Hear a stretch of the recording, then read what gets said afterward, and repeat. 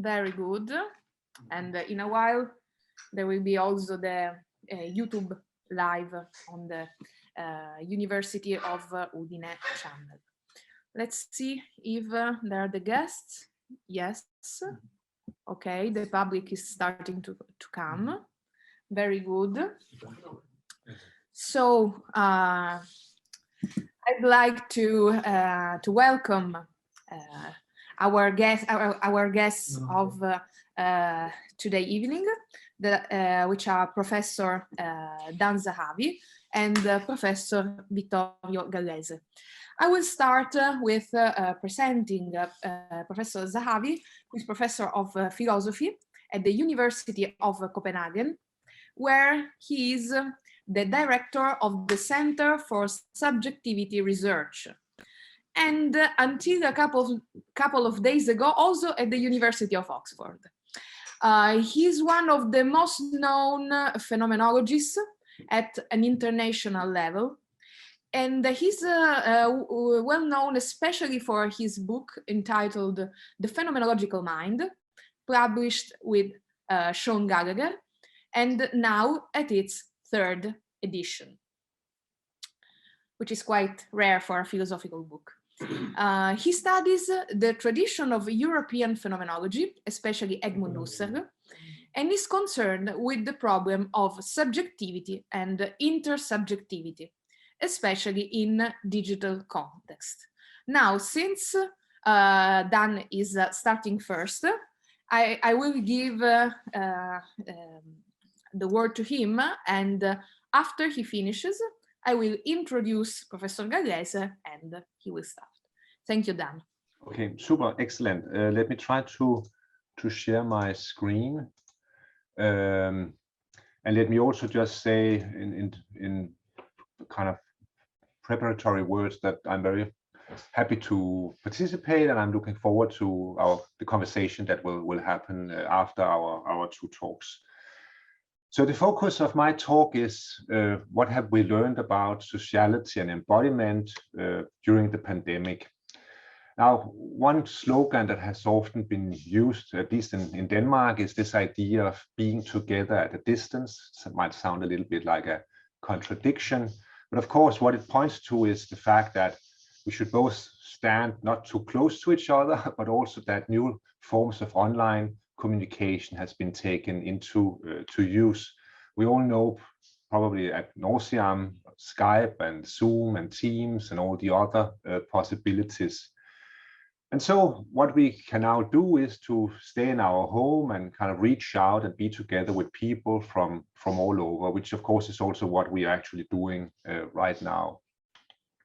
Now, I guess one question to ask is whether this is the new normal. Is this just an exceptional state that will soon pass, or might it actually prepare us for a new kind of future?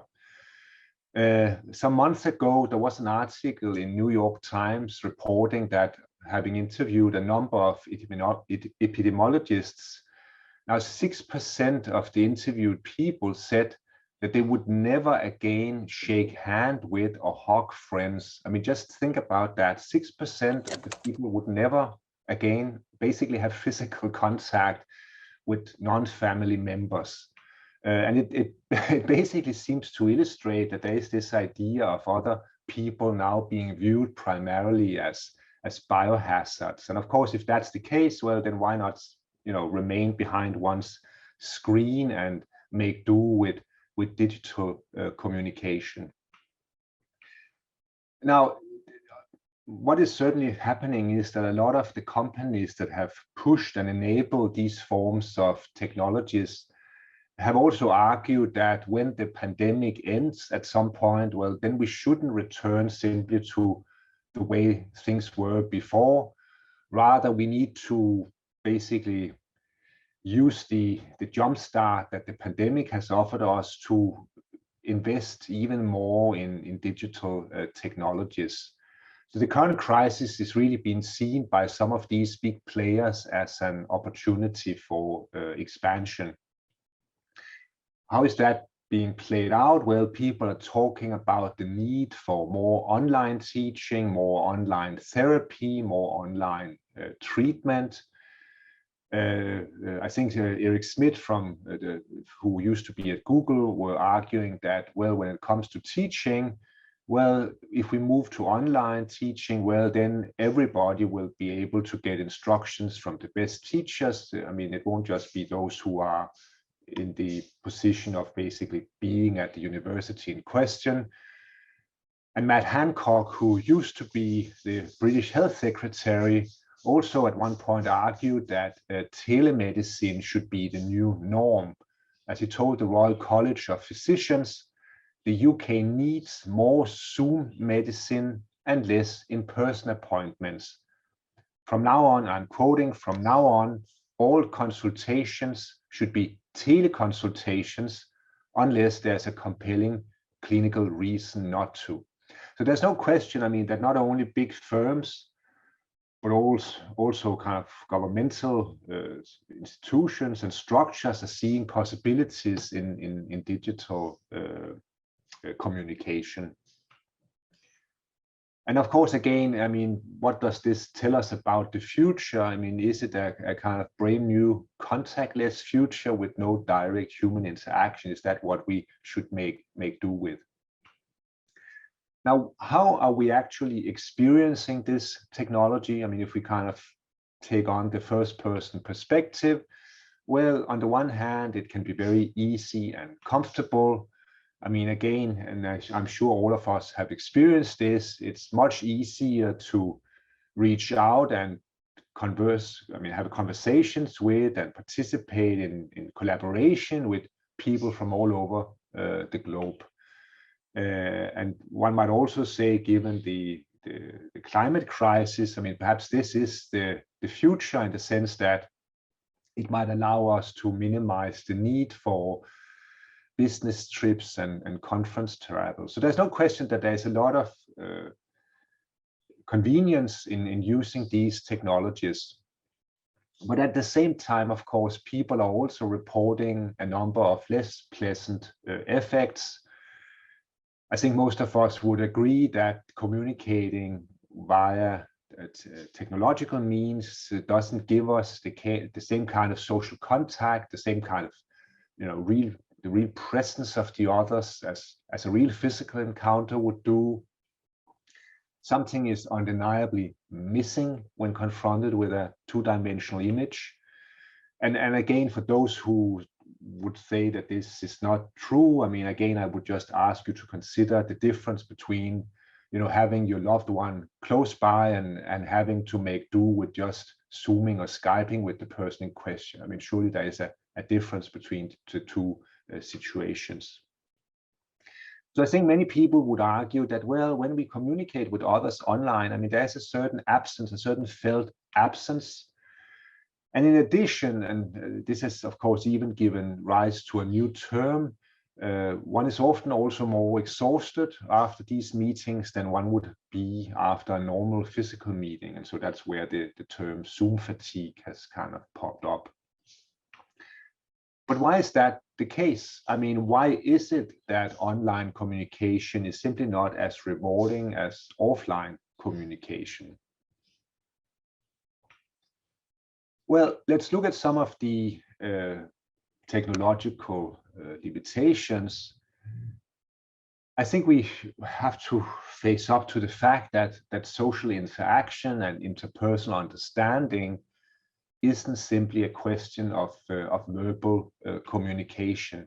When we understand each other, that understanding is often and frequently supported not just by us hearing what they are saying, but also by our uptake of their body language, their gaze direction, their facial expressions. And these, of course, might be precisely features that are less prevalent when we have to make do with video calls. I mean, just think about the location of the camera, for instance. I mean, it's difficult to maintain eye contact since we typically look at the screen rather than at the camera. And many of us have probably also tried to participate in meetings with a very low broadband where the pixelated images made it very difficult to grasp the finer details of the other's facial expressions. And of course, in those cases where the picture or the video link or the audio link freeze, it also tends to disrupt the fine synchronization between expression and response that characterizes a normal face-to-face communication. So these might be some of the limitations that we are confronted with when it comes to digital communication. Now, one could of course say, well, but I mean, if these are the major challenges, I mean, surely there must be a way of resolving them. I mean, if people just get fast enough computers and strong enough connections, and if perhaps at some point it's possible to place the camera right in the middle of the screen, I mean, aren't we then really set to go? Wouldn't that solve the basic problems? But of course, the answer to that is no, because there are deeper problems involved. I mean, what we have to remember is that when we participate in these kinds of meetings, I mean, there are specifically two forms of information that we share. We receive and transmit visual and auditive information. Moreover, it's information that is very much focused on the face. And that, of course, is actually quite unusual. It's actually quite extraordinary, only to engage with other people's faces and to look at everybody at the same time, all the time. And I mean, that might already be one of the reasons why Zoom meetings might be felt as so exhausting, because this social attention, I mean, constant social attention is actually quite demanding and exhausting, at least for some of us. But let me try to point out some further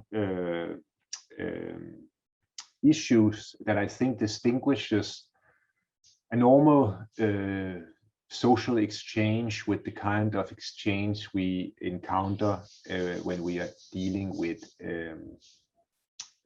digital communication.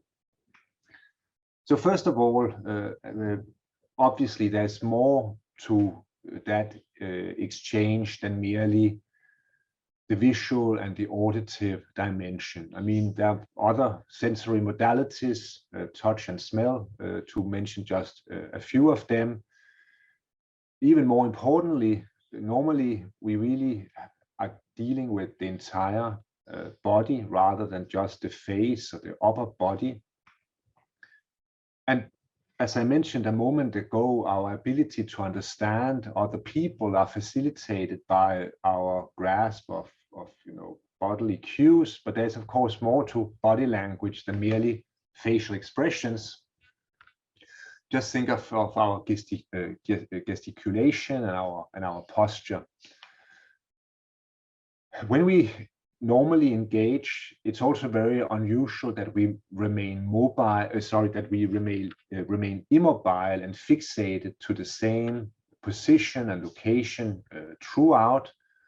Normally we walk around, we shift positions, we think on the feet, as one say, and there's of course also normally natural pauses and breaks in the conversation.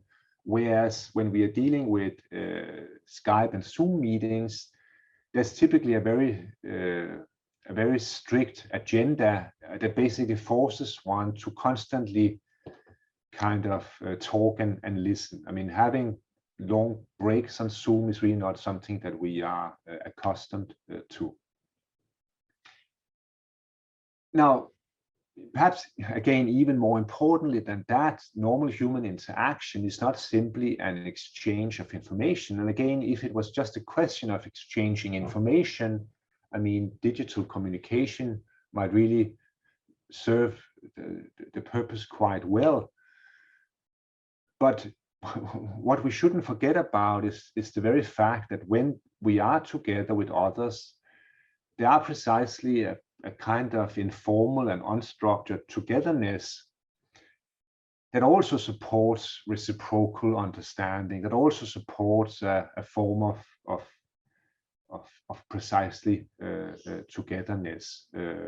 So again, I mean, you know, perhaps one example that might serve to illustrate that is also, you know, the casual meetings at the coffee vendor or coffee machine in the kitchen and at the office. I mean, the kind of informal, unstructured kinds of exchanges that happens there is also very much something that helps consolidate, you know, one's working relations to one's colleagues, and again, often all of that is pushed to the side when pressured into participating in you know, business meetings with you know, 10 points agendas that we have to rush through. Normal human interaction is also contextual. What do I mean by that? Well, the very simple thing that our ability to understand one another is tremendously facilitated by the fact that we can orient in a shared world. Now, when we communicate digitally, we don't really have access to each other's surroundings, and we cannot use environmental cues to understand one another. I mean, if I suddenly point in that direction and ask you, isn't that a wonderful building? I mean, you have absolutely no idea what I am referring to because you can't see it. Of course, that problem wouldn't occur if we were in the same physical space. And finally, I mean, as I mentioned on the previous slide, I mean, the fact that we are constantly looking at each other's faces, I mean, the very fact that there is this social attention going on all the time might be part of the reason why it can be so fatiguing to participate in a Zoom meeting. But an additional reason is, of course, that we don't simply observe other people. And normally we also have our own screen running. So there is a form of constant self-observation going on at the same time, which of course is extremely unusual. I mean, we don't, I mean, under normal circumstances, we are not constantly confronted with the very way in which we appear to others. And again, that might be a stressor as well. So there's a lot of different features that I think really distinguishes the standard Zoom or Skype meeting from a real physical embodied encounter. So I think I've already indicated some of, I think, the stressors that might make the online communication more demanding or more exhausting. Probably another reason why it's exhausting is because it's more demanding. It's cognitively more demanding since we need to compensate for the lack of much of the information we normally have available. Again, environmental cues, other sensory channels, etc. In the real world, I can see what you're looking at, how long you're looking at it, how you're emotionally reacting to what you see. All of this helps me understand you. But this is not really possible when we are looking at something on the screen together. So again, I mean, just think of you now attending to my slideshow. I mean, you don't really have much chance of, you know, seeing how your colleagues are reacting. That's kind of hard under these specific circumstances. And that actually points to yet another dimension, because so far I've only addressed a situation where we were dealing with two people, where we're dealing with a kind of dyadic interaction. I pointed out how that might differ from a real-time, a real-life interaction. But of course, everything becomes much more difficult when there are more people present, which often, again, is the case on Zoom. Because think about all the group dynamics that takes place in public space, where one is sensitive to how others are responding non-verbally to the speaker. Again, this is not really possible online. So I'm not, you know, I'm not a machine stormer. I'm not saying that we shouldn't use online forms of communication. I think they can be extremely convenient under certain circumstances, and they might also increasingly be necessary. But the idea that they could somehow replace old-fashioned bodily interaction strikes me as a complete illusion. And I mean, sometimes one can hear some of the big tech companies having kind of science fiction visions about that being the future, and about it just being a question of technical kind of improvement before we can really be faced with something that is as good, or if not better, than normal kind of old-fashioned, bodily interaction. And I have to say, I very much doubt that. So what are the more theoretical points of these kind of few observations? Well, I think the pandemic has been a has been a stark reminder of our bodily nature, not only because it has confronted us with sickness and death, but also because of the new communication technologies we have had to use. Because I think everything I've said so far is precisely pointing to the importance of our embodiment. Sociality, togetherness, is not merely a question of psychological contact, a meeting of minds. I mean, were it just that, well then, exchanging messages or chats, I mean, where I communicate what I'm thinking and you receive and return, return with comments of your own might be sufficient. But of course, that's not what it, there's so much more to human social interaction. There's also physical presence. Communication isn't simply about the exchange of propositional content. And here's an additional point, and I have to say that it somehow was something of a discovery for myself, because I've often in previous publications, specifically publications dealing with social perception and social cognition and empathy, I've often emphasized the importance and significance and distinctiveness of the face-to-face encounter.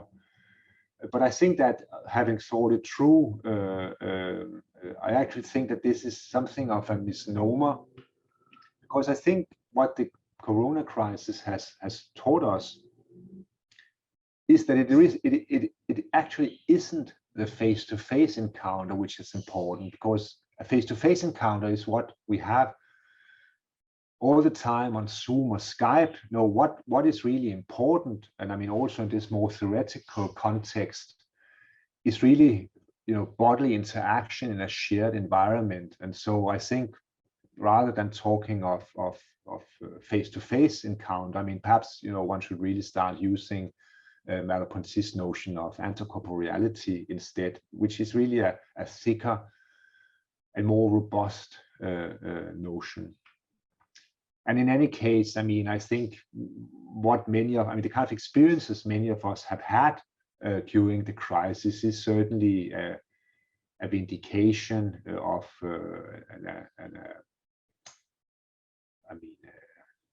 it has shown the relevance of the embodied turn in cognitive science.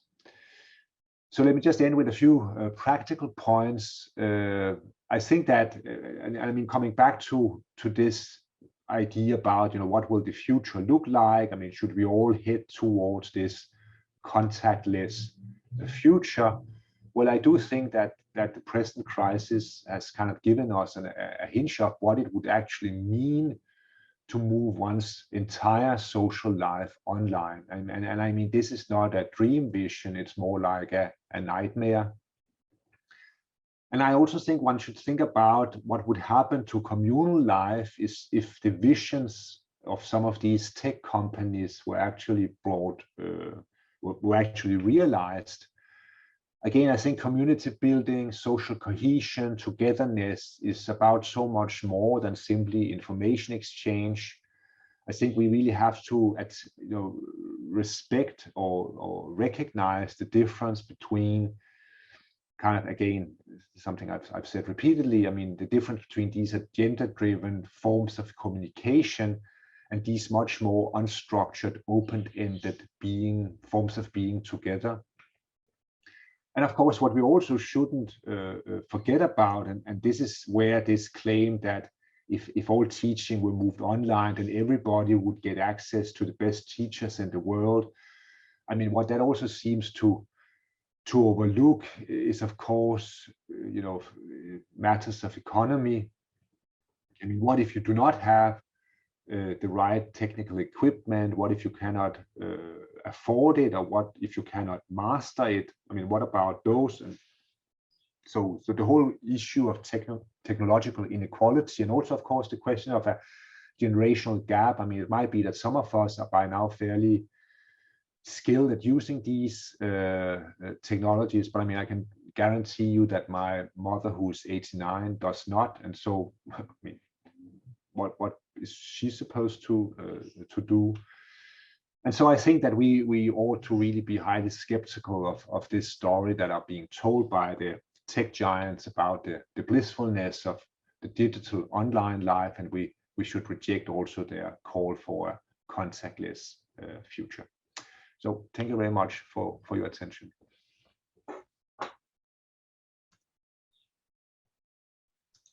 Thank you, Dan, for your talk. And then I will have some questions for you, but first I would like to give the word to Vittorio Gallese.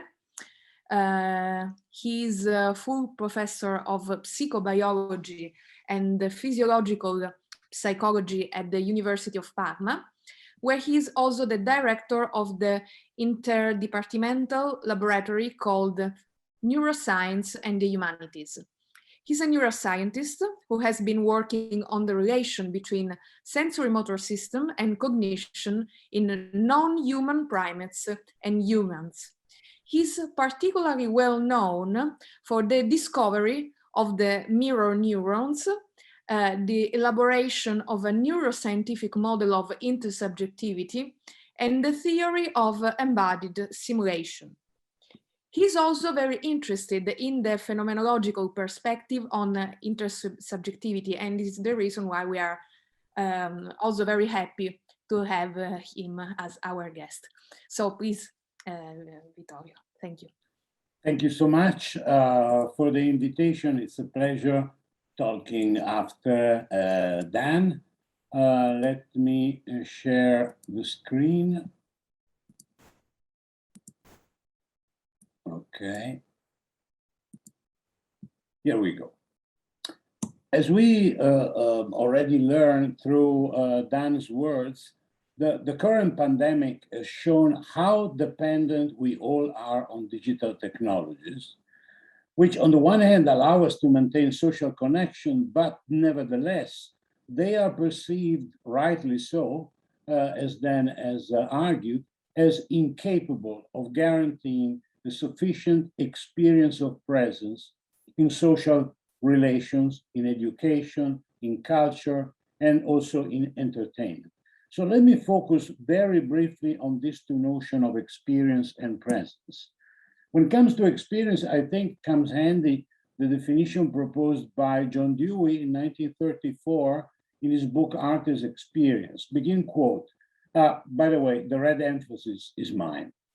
Experience is the result, the sign, and the reward of that interaction of organism and environment, which, when it is carried to the full, is a transformation of interaction into participation and communication, which means that not all forms of interaction can qualify as experience. In order to be qualified as experience, interaction has to be carried to the full, transforming the interaction into communication and participation.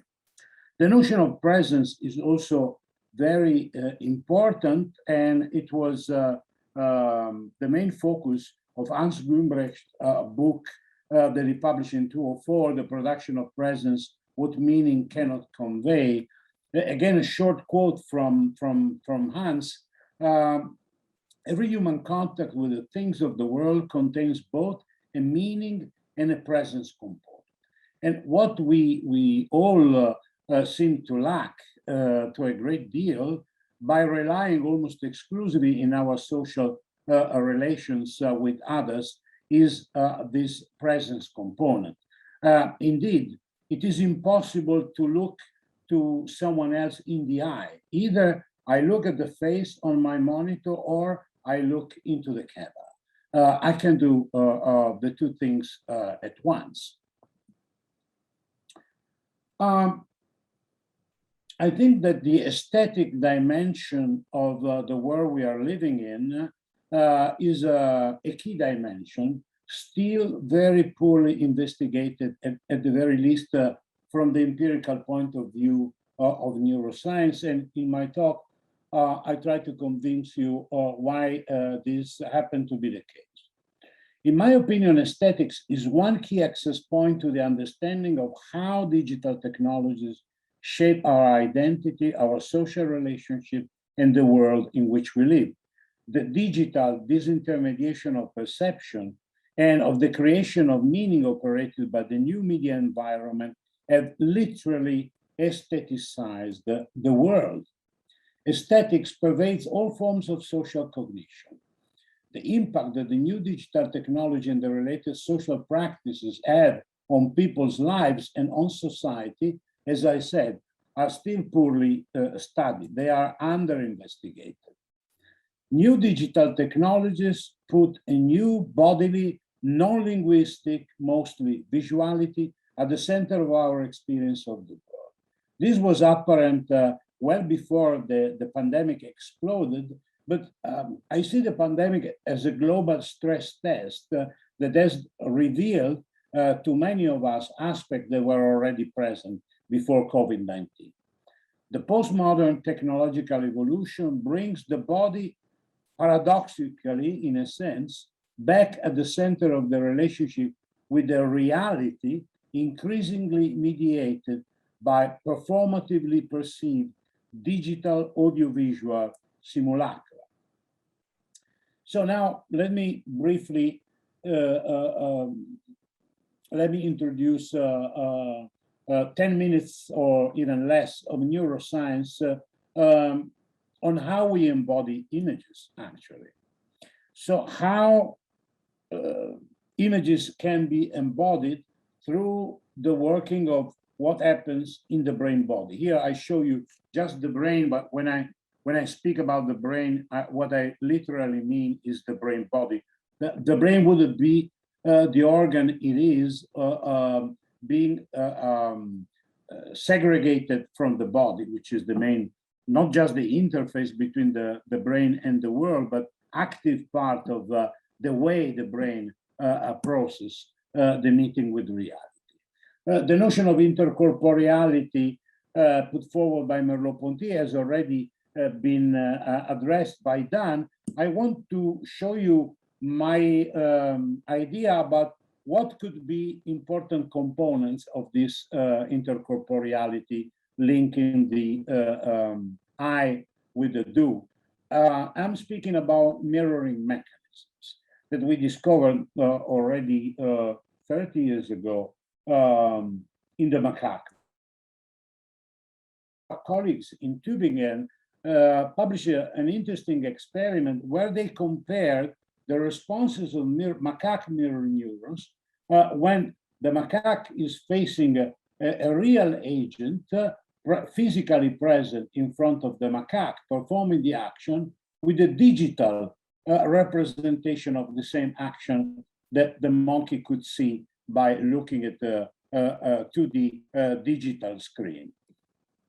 And what is quite interesting is that the vast majority of the neurons respond to both. Half of them with the same intensity to the naturalistic and to the film action. In orange, you see the response of one particular neuron when the macaque is looking at the experimenter physically present. In black, the response of the same neuron to the film action.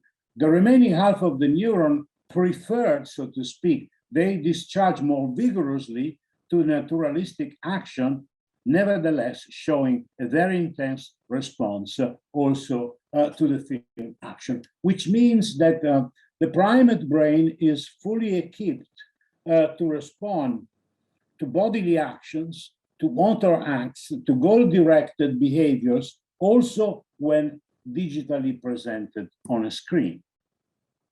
Coming quickly to humans, in this 30 years or so, we understood a great deal of the mirroring mechanism in the human brain, and we discovered that these mechanisms are much wider than with respect to the macaque brain. This colored area depicts part of our brain that respond during the execution, the observation, but also during the imagination of object-directed action, communicative, symbolic action, or mere bodily movements. The same logic turns out to apply also to the domain of emotion. There are many parts of our brain that activate both when we experience subjective basic emotion, like in this case, disgust, but also when we witness the same emotion being expressed by the facial expression or by the bodily posture of someone else. Of course, not everything is equal.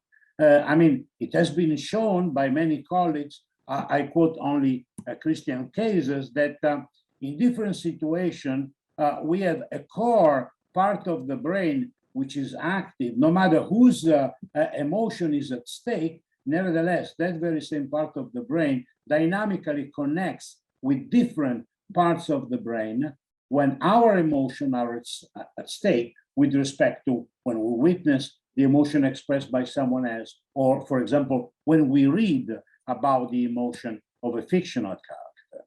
Same applies to sensations like touch or pain.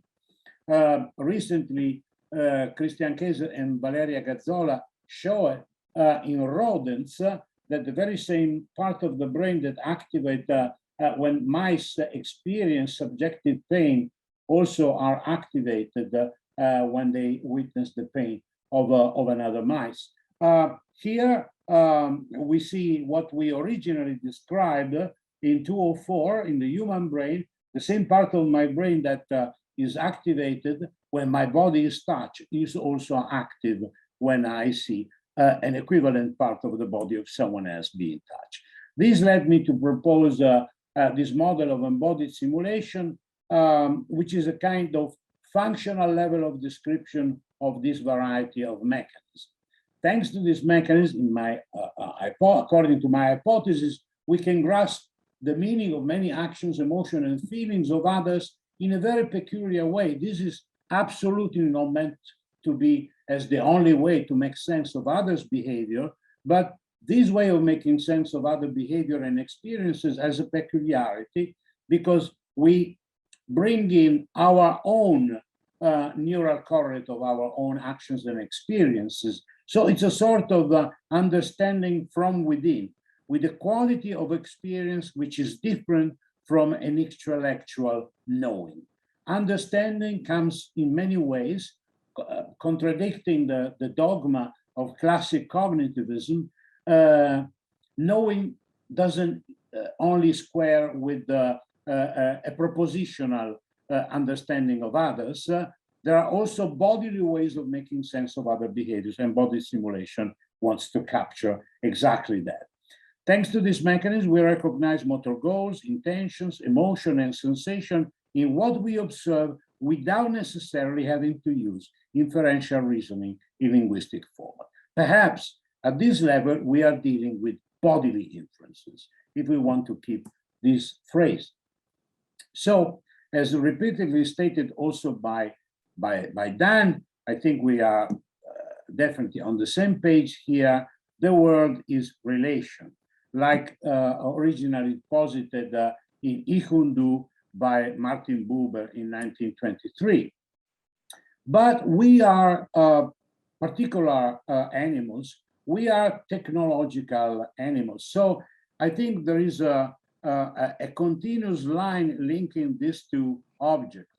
These hand axe, this Paleolithic hand axe, which nevertheless bear at its center the fossil of a shell. So this was probably the equivalent of a Paleolithic Ferrari. It is a tool, but most likely at the very same time, it was a status symbol. With this object, the smartphone, which from 2007 onwards introduced a dramatic revolution in our social habits. So in its long evolutionary journey, human culture is closely intertwined with technological development, which is the result of human cognitive technology. As posited many years ago by Plessner, we are artificially natural and naturally artificial, because technology is a basic ingredient of our culture. Gilbert Simondon, which was a pupil of Canguilhem and of Merleau-Ponty, in the early 50s posited that technology exceeds any narrow utilitarian purpose, because technology is a network of relation. It is what mediates between humankind and nature.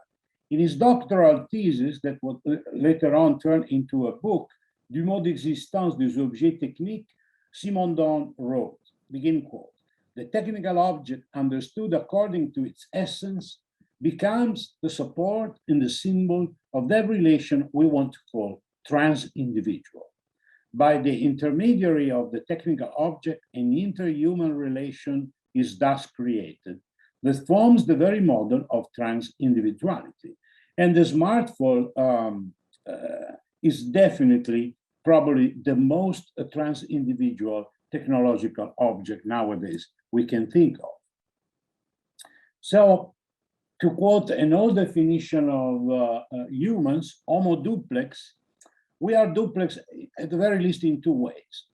First, because self and other are reciprocally, chiasmatically connected and interdependent, but also because there is another self-related duplicity worth being explored, the relation of ourselves as subjects, as selves, to the parallel worlds of representation.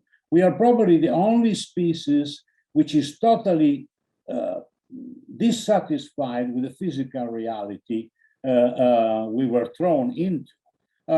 So much dissatisfied that we felt very early on the urge to create parallel worlds of representation, starting from the Paleolithic caves, or most likely even earlier on, creating a chimeric object like the lion mensch, telling story, writing them, printing them, shooting photographs of reality, filming reality and creating fictional film version of reality, television, the smartphone, virtual reality, and who knows what will come next.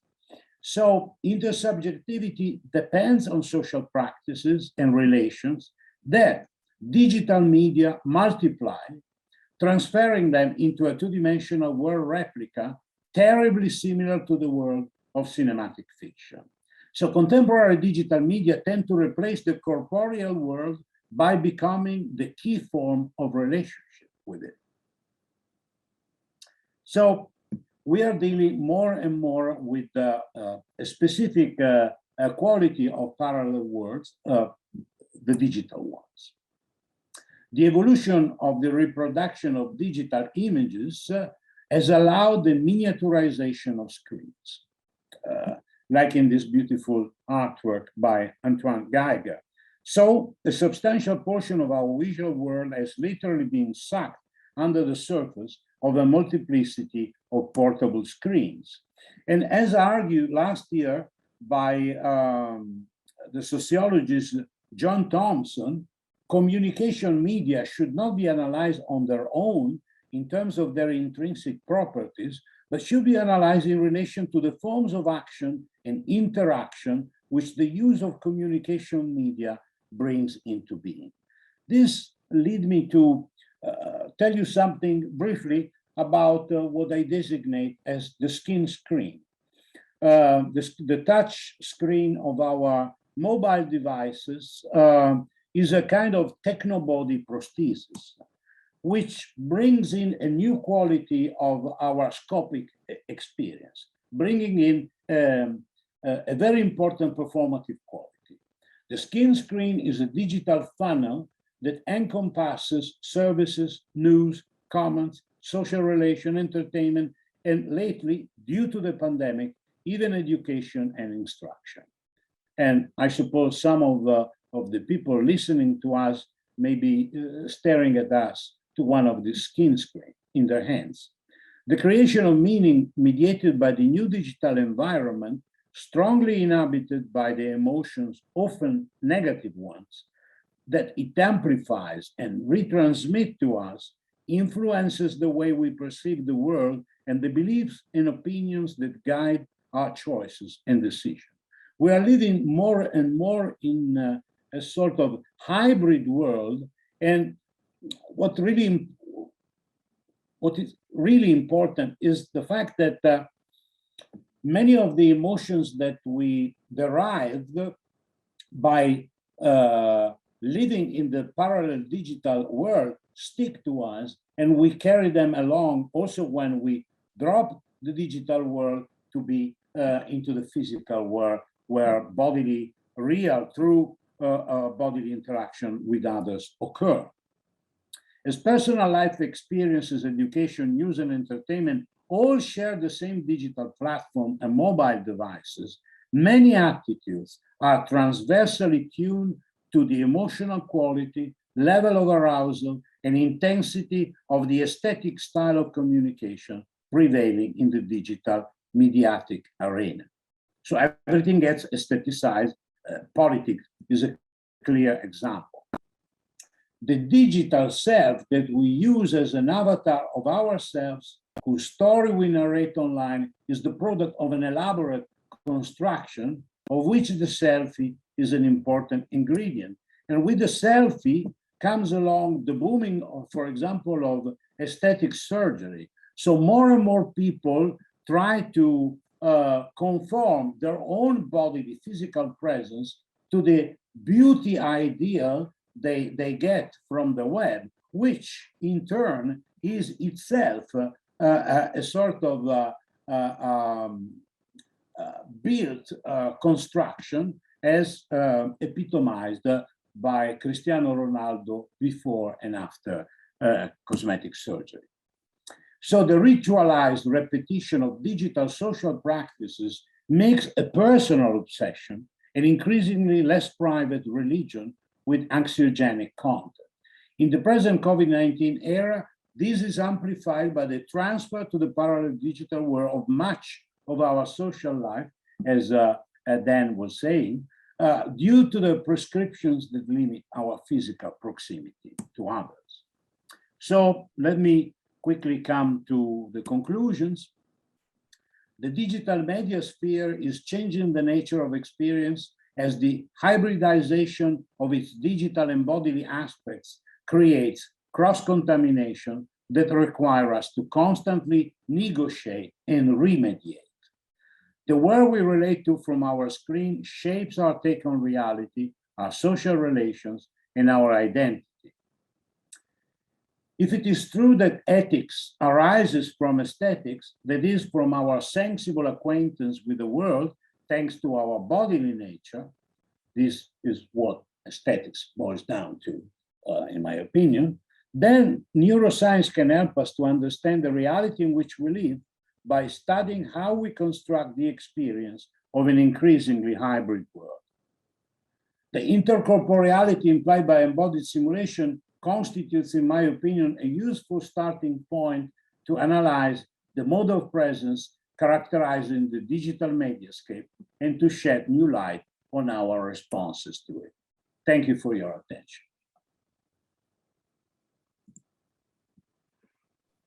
Thank you very much for your talk. It was very, very interesting too. So before asking my question, I would like to know if you two want to discuss your reciprocal talks. So if Vittorio wants to ask something to Dan and vice versa. Well, I basically agree with everything Dan said, which is not necessarily true, vice versa. We had in this discussion on embodied simulation. What I perceived in his talk is probably, I mean, you tried them to be quite balanced, although it transpired a kind of negative attitude towards the digital world. So since because of the foundational reasons, I tried to squeeze in a nutshell, quoting Simon Don, this is part of us. I mean, from the Stone Axe to the smartphone, I see a continuity. Probably it's time for us to start thinking creatively about a digital mediascape that is going to stay with us probably forever, unless something apocalyptic will happen, like the zombie invasion, the alien, or but in the unlikely that kind of unlikely event, I think perhaps we should focus on a projectual aspect. There are people in Italy, for example, the philosopher Montani is an Eisenstein scholar. Also politically speaking, he see a lot of possible developments coming from the horizontality of the web. So I'm curious to know what you think about that. Yeah, I mean, perhaps let me just before answering, I mean, I think let me just tell you what came to mind when I was listening to your talk. So I think one important thing, of course, is whether we shouldn't make a distinction between technology and then, I mean, what I was specifically addressing, namely digital communication. Because I agree with you, and I mean, I think Plessner, I mean, the reference to Plessner was quite appropriate. I mean, that the whole natural cultural thing might be a bit, I mean, we can't neatly make that separation when it comes to humans. Of course, this was also something that Merleau-Ponty was talking about with the famous, you know, cane of the blind man. So there are different ways in which we can extend our body. I'm all, you know, I don't know if I would say I'm all for it, but I mean, I certainly fully recognize that is a fact, and I don't I don't have a problem with that. I mean, what I do have a problem with is basically, again, this science fiction fantasy that, you know, let the digitalization continue, because that will also, I mean, I actually had I should have kept that slide. I actually had a slide in where what is his name? So it's one of these Google people who are basically talking about how we can achieve immortality by uploading our consciousness. Yes. I mean, to me, I mean, honestly, I mean, I find that to be completely absurd. But I can see how some of these trends are moving in that direction. And I guess I wanted, on the one hand, to insist on our fundamental embodiment, and also to insist that when it comes to sociality, I mean, a very significant part of that really has to do with that embodied aspect as well. And I think it's an illusion to think that all of that can basically be recaptured in a lossless form through digitization. But then I think, and then perhaps just one final thing. I mean, what I also kind of liked was this idea about the hybrid world. Or I mean, well, actually, okay, sorry. I have two more things I want to say. One was this idea about cross-contamination and how the digital world, of course, also influences the non-digital world, because it's with us even when we don't have the phone in our hand, or even when we don't look at the computer. And I think that's a very interesting development that I think requires further reflection. And then the other thing I wanted to say, sorry, what was that? The other thing I wanted to say. Sorry, I lost it. It's probably going reappear in a moment. But I think, I mean, honestly, Vittorio, I think in this context, I don't think, I think the agreement is pretty much mutual in both ways. So yeah, no, sorry. Now I remember it.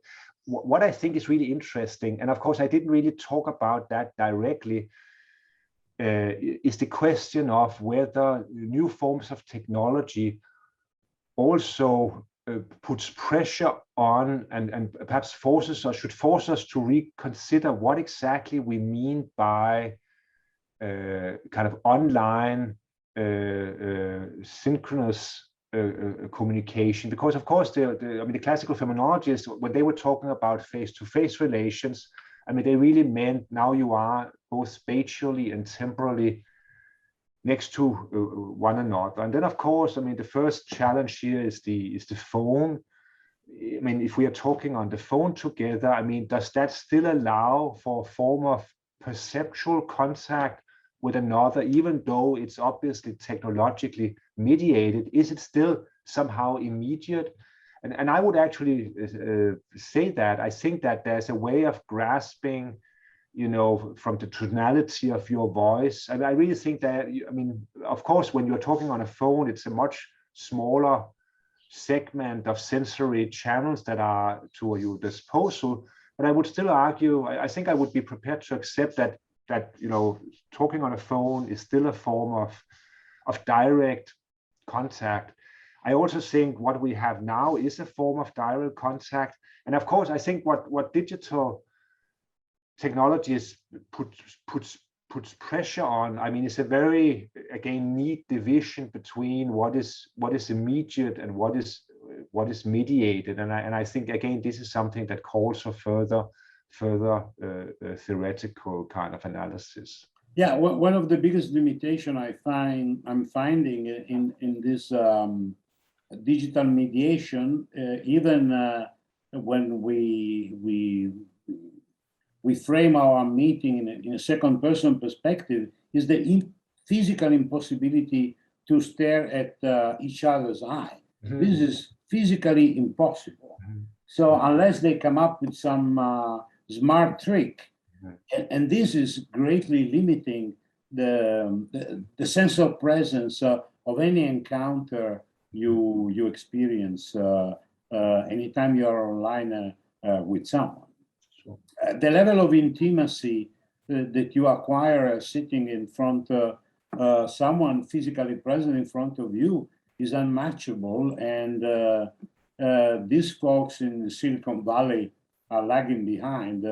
And so this is an advantage. I think the people I met during the pandemic, this sense of social deprivation was felt most vividly by teenagers, by my kids, for example. One is 17, the other is almost 14. And what they were missing terribly is this kind of physical presence that is not available even with the best Zoom technology. Okay, I'll shut up. Thank you very much. I would like to ask to someone from the public if he or she wants to ask something to our speakers. So you can raise your hand. You can virtually raise your hand. Otherwise, you can write down your question or ask. Okay, Federica wants to ask something. Hi. Anyway. Yes, I will be here. Okay, I have a question for well, I don't know, for Dan, Zahavi, but at this point maybe for you both. So it seemed to me that like a fundamental question like underlying your talk or in your reflections was this one, like under what conditions actually a lived situation is a social situation, or we can define it as a social situation. And for instance, like, is video conferencing a social situation? Because the answer will be, I think, of course, yes, it is, if we were in a shared environment, in a physically shared environment. That is precisely what is lacking in the, for instance, in the Zoom situation. And and yet, if a social situation is something that involve what Goffman, I was going to quote Goffman here, because it seems to me that he is one of those who tied in the strongest way, like the social interaction, to the physical and face-to-face communication. So if that social situation is a mutual monitoring possibility, to use Goffman expression, like then digital technology enormously expand this possibility. Like digital communication is an augment in a way or normal physical communication in multiple ways, involving new skills and new possibilities and activities of our bodies that we have. And this seems to me important.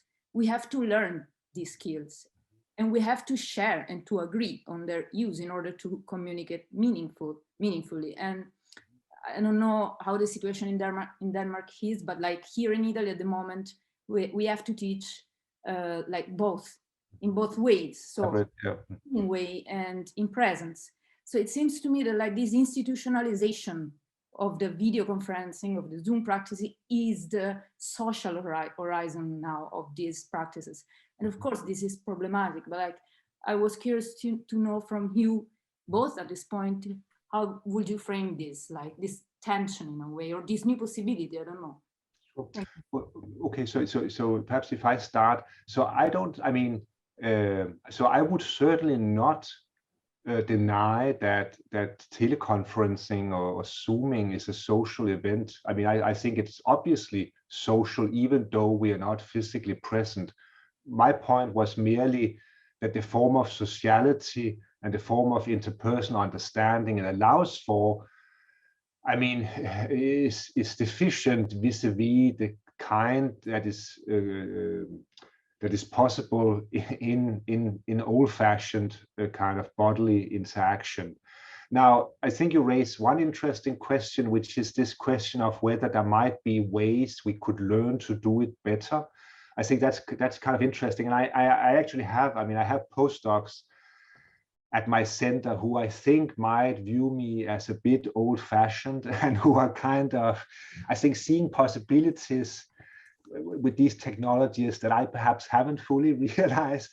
And so, for instance, one thing that Lucy Osler, who's one of the people who I have with me, has pointed out is that, so I talked about how Zoom seems to be very much, we are looking at each other all the time, either that or we are looking at a PowerPoint presentation and where we can't really share each other's attention. And what she was pointing out is that, well, there are actually ways of using the media where you might be playing games together. I mean, so where one is trying somehow to move beyond the kind of limitation that I mentioned. So I think I'll be certainly willing to accept that there might be more possibilities here than what I have been able to address. I guess the only thing where I want to kind of remain firm, and I kind of doubt that people would really dispute that, is the idea that what is available, digitally can really replace full scale what is possible in ordinary life. And then just one single comment more concerning the situation in Denmark, because it's kind of interesting that during the spring semester, there was a decision made by the Faculty of Humanities that we should teach hybrid. So simultaneously address half of the student population on site and the other half online, and everybody hated it.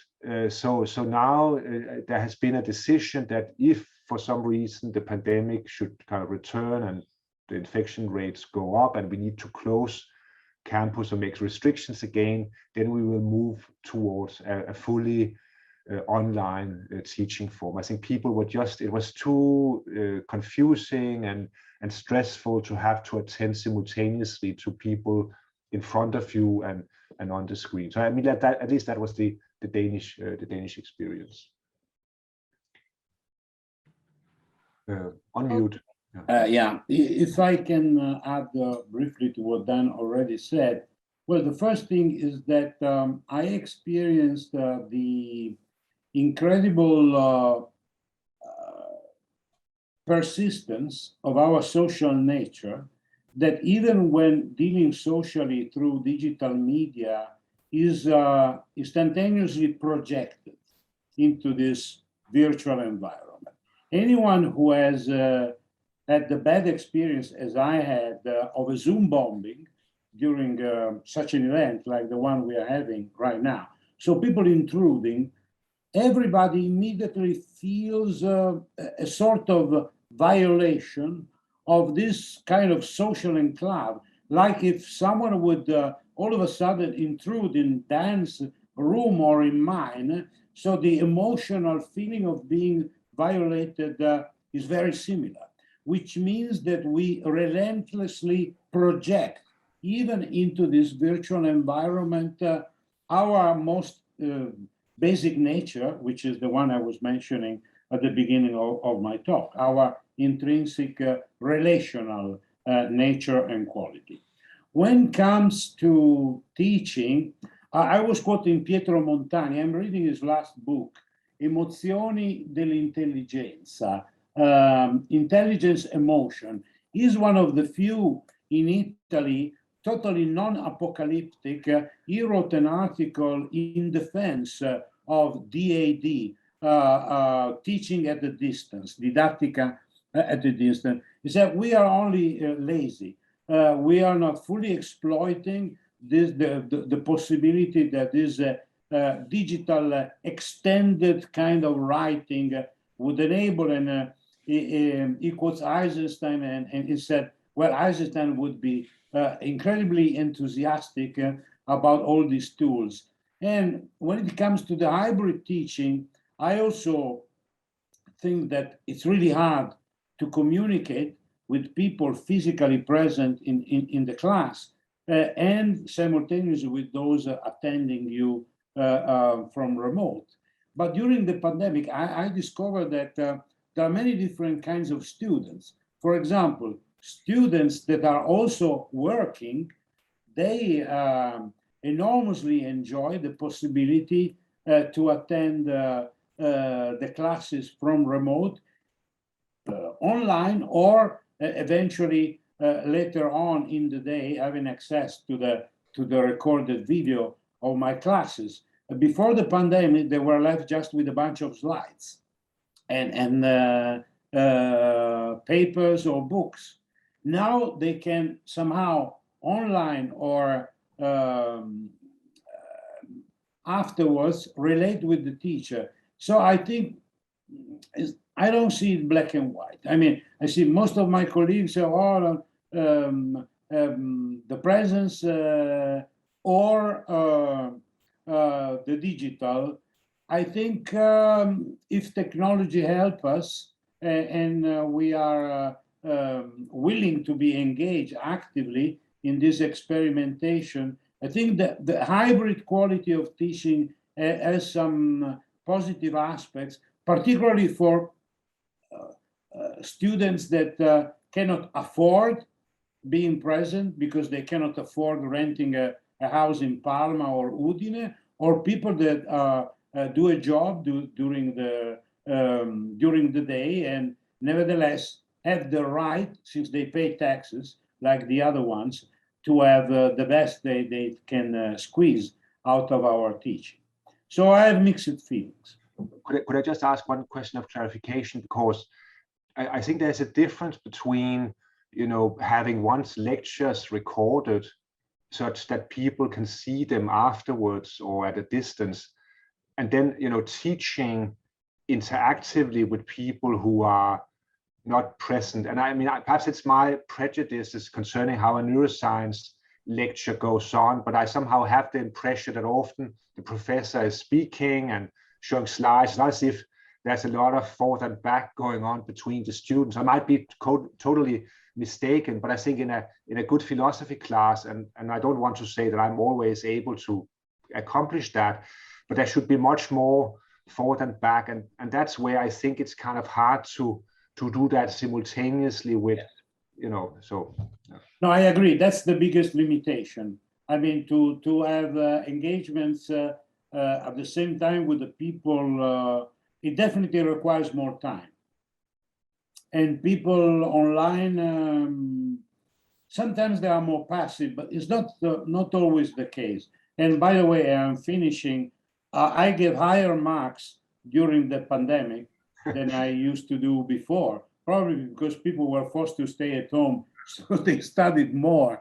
But the quality of the performance of the students, I also had a lot of participation when I was giving my lectures online. A lot of questions. People were more shy when physically present than when they were at the distance. So they could ask questions with the camera turned off, so I could hear the voice. They didn't want to show their face. So it's mixed. Okay, thank you. There is Julian who wants to ask something. It's just a continuation of what we've just been talking about. So, I'm wondering why we should call it a deficient mode of social interaction rather than just seeing it as something that's new and different. So you might think that there is a different kind of intersubjectivity that comes with this sort of mediated social interaction. No doubt about that. And all of the differences that Dan enumerated, I think, are real and important. But I wonder if it's correct to then apply this kind of value or normative judgment that because it's different, it's deficient or impoverished, rather than thinking, no, it's something new. It's a kind of augmented intersubjectivity that we're experiencing that comes from the mediation of this new forms of technology. And that's not necessarily something that we should think of as deficient or impoverished. It's just something different. But I guess, perhaps one question is why call it augmented? I don't know, perhaps it's my, I'm not a native speaker, but when I hear augmentation, it's a little bit like it's an expansion in some sense, or an increase, or a bettering. And I guess, given the features that I was pointing to, lack of environmental cues, lack of all the sensory modalities, lack of full body, experience. That's all less. So why call it an augmentation? Because it's mediated by the technology, so that there's still a kind of contact that you can have with others, and we're experiencing it now.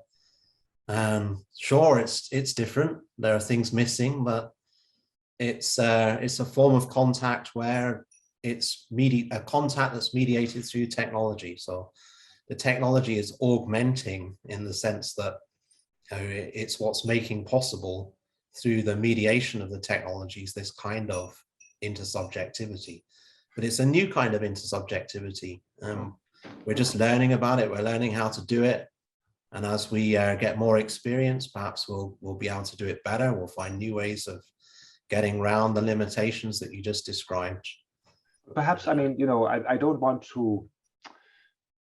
Perhaps I don't want to rule it out a priori. But I think what I think I would suggest for people who would be kind of in favor of your proposal, I think what would be good would be if one could then start listing features that online communication actually possesses that offline communication do not have.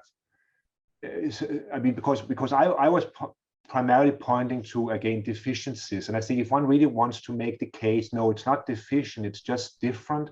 Then I would like to know about some of the, if you will, positive differences. Some of the kind of exchanges that it enables, but which we actually do not have in the case of real life embodied interaction. And off the top of my head, I honestly can't really think of any, but I might very well have overlooked some.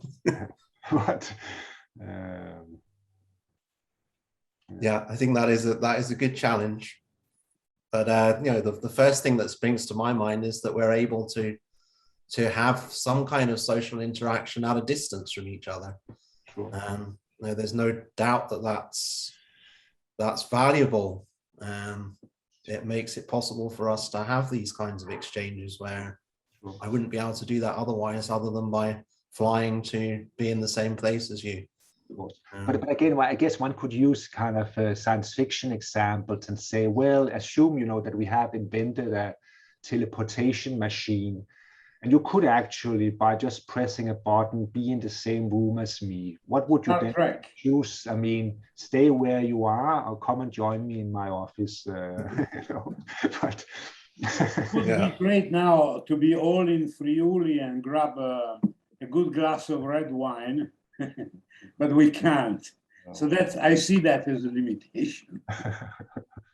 Sure. I'm doing a very, how can I say, a small technical question to Dan.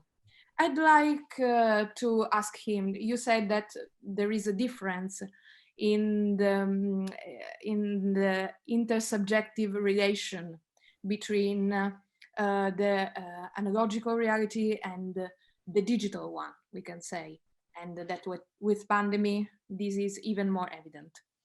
I'd like to ask you, don't you think that in this way the concept of pairing, which is the transcendental way we perceive the other person, according to Husserl and Edith Stein, is still valid or may be reconfigured in a certain direction with this change? Well, you know what, I mean, I guess one question that that brings to mind, which also a bit relates back to, I guess, to Julian's question, would of course be, I mean, is real life interaction and digital, I mean, are they just different, or is there some kind of hierarchy going on here?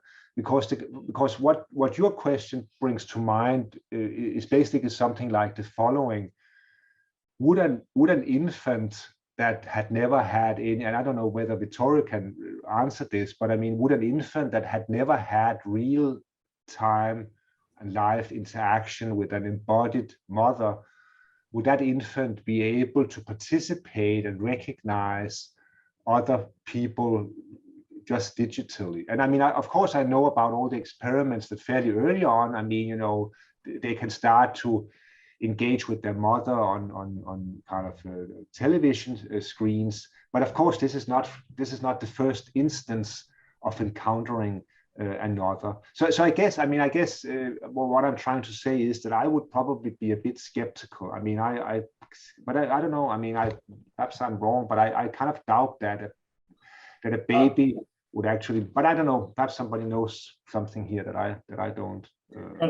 What is mostly deficient, even in a televised online interaction between baby and mother through a video, is the haptic dimension of the encounter, which doesn't mean that technology cannot try to circumvent this problem by introducing, by means of new technology, some kind of haptic quality to the digital meeting. But as we speak, this quality is totally absent, and from the crucial importance of touch, contact between skin and skin in baby and mother interaction. I mean, this is really a huge gap. I wouldn't wish any child to have as the sole mean of interaction with her or his mother a video without the possibility to be hugged, to be caressed, to be squeezed. I mean, that's crucial, and this is something technology, happily or unluckily, according to which part of if you see the half full or the half empty glass, is not happening. Thank you very much to you too. There's a last question from Massimo De Bortoli, who is one of the public. Do you think that physical and non-physical relations have to do with the experience of time? The hypothesis is that presence is a condition of time and digital relation consists in a sort of eternal presence, while our body experience has to do with the passing of time. Well, so I guess, I mean, if I were to say something first, I mean, I think experience, regardless of whether it's physical or mental or digital or non-digital, is always involving time. So I don't think that, I mean, that it's unique to bodily experience. I think this temporal dimension is an absolutely fundamental feature of consciousness as such. Yeah. Yeah, my short answer, if I got the question right, is that the outsourcing of memory made possible by digital technology can alter our sense of the building of experience through time. And in that sense, the digital may bring along a life which is made by a constant succession of here and now, or present moment, preventing the constitution of a bodily memory of existence just because of the way it works. There are many experiments showing that you remember a lot more details of images if you are not allowed to take pictures of them. So if you expand this to a broad existential perspective, I think digital mediation may alter our memory, and in that sense has to do with a sense of time. I don't know if I got one aspect of the question. Thank you very much for your talks and for your punctual and interesting answers. Thank you also to the public, of both experts and the general public, who was here to listen to your talks. And even if we are at distance, unfortunately, but in a certain way, we are close, okay? And we can interact with each other, notwithstanding pandemic and notwithstanding distance. Thank you very much, Dan. Thank you very much, Vittorio, and Julia. See you tomorrow. Eh? Bye. Goodbye. Thank you so much. Bye. Bye. Bye. Great to see you.